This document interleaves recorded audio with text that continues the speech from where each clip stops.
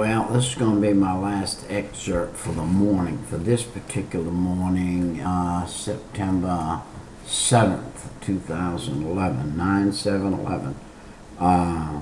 This is going to be my last excerpt this morning. And we saw that David has had to come to the Lord in the Psalms in many things. And what he says, in the Lord put I my trust, in chapter 11. How say ye to my soul, flee as a bird to your mountain? For lo, the wicked bend their bow, they make ready their arrows upon the string, that they may privately shoot at the upright in heart. David was upright in heart, but the world was against him. Whenever David got in the flesh, he had problems. Whenever you and I get in the flesh, we have problems. The flesh brings forth problems. What do you say, Brother Peter? You're saying you can be two people at one time? Yes, you are. You are a body, you are a soul, and a spirit. The soul and the spirit of man is supposed to be so big in him that it puts his body down so that his body won't come up and act foolishly. The body is an enemy against the soul and the spirit.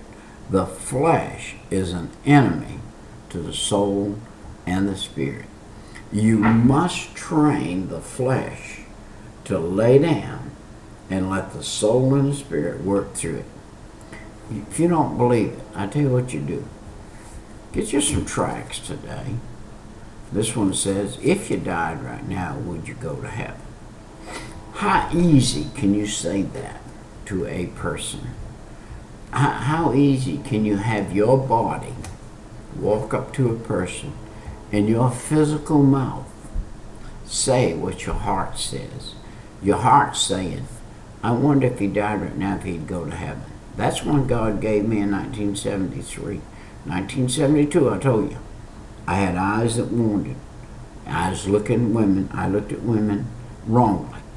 I looked at women as an object, not as a lady or as another person, but as an object. And the objective was to see as much of that lady as you could see with your eyes and lust as much after that lady as you could with your physical body. And that's what the lust of the flesh is. Lusting after the things of the world, not just the lady, but the things of the world. And eyeing that woman up and down as a object.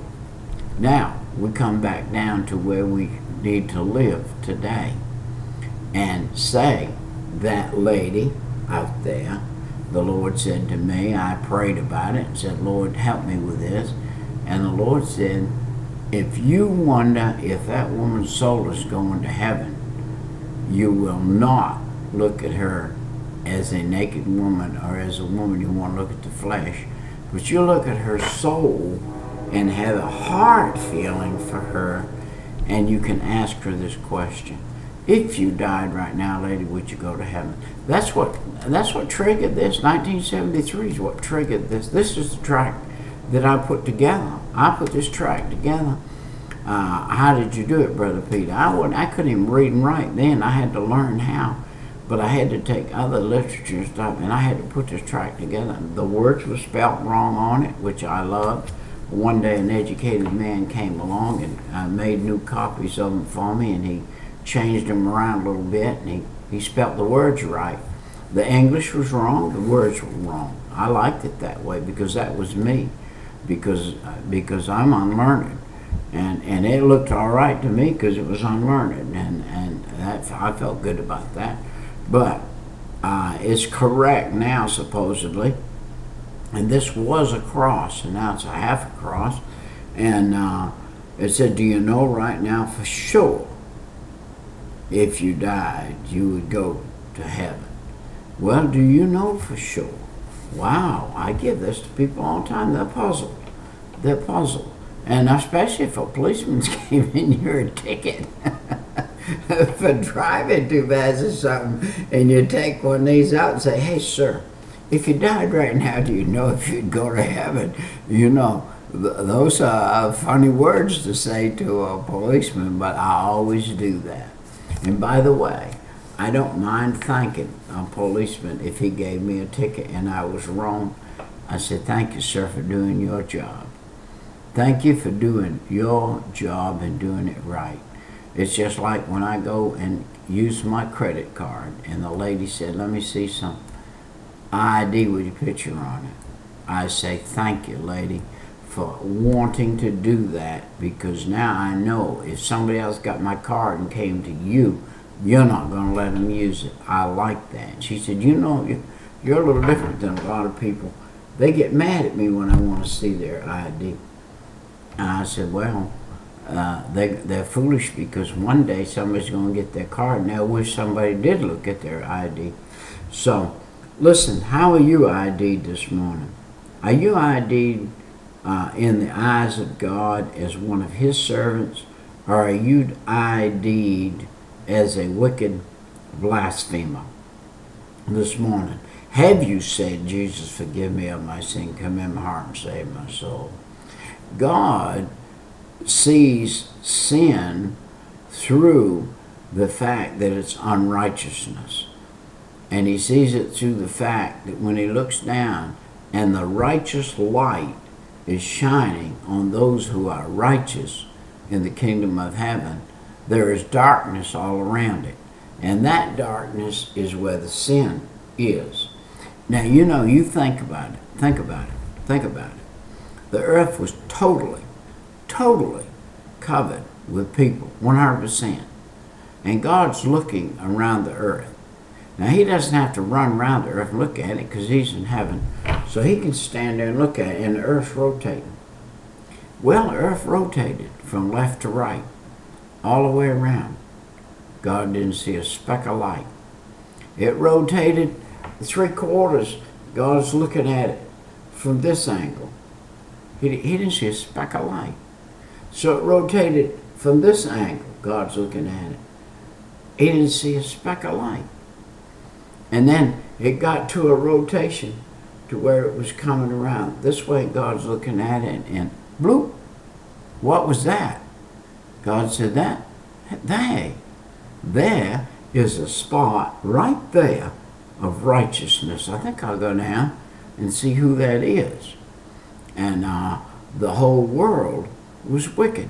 The Bible said the whole world was thinking wickedly continually. And man, poof, here's this little speck of light. God goes down. He finds this guy named Noah.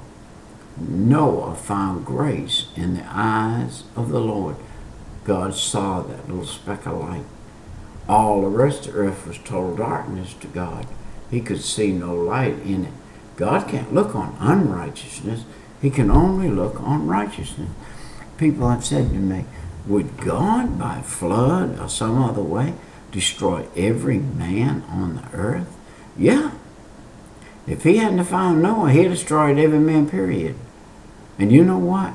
He's the one that formed man. He's the one that formed the earth.